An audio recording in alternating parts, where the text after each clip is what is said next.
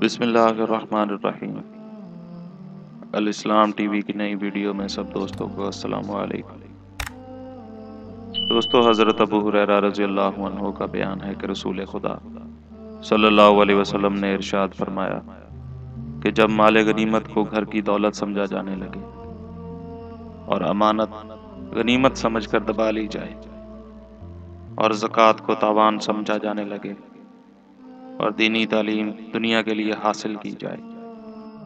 اور انسان اپنی بیوی کی اطاعت کرنے لگے اور ماں کو ستائے اور دوست کو قریب کرے اور باپ کو دور کرے، مسجدوں میں دنیا کی باتوں کا شور ہونے لگے، قبیلہ کے سردار بددین لوگ بن جائیں،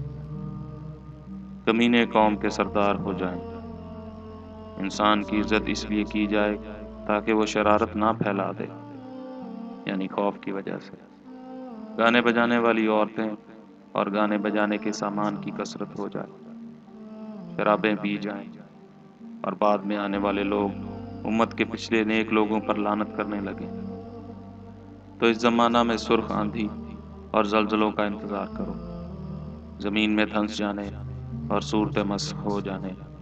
اور آسمان سے پتھر برسنے کے بھی منتظر رہو، اور ان عذابوں کے ساتھ دوسری ان نشانیوں کا بھی انتظار کرو جو پے در پہ اس طرح ظاہر ہوں گی جیسے کسی لڑی کا دھاگا ٹوٹ جائے اور اس میں سے دانے گرنے لگے۔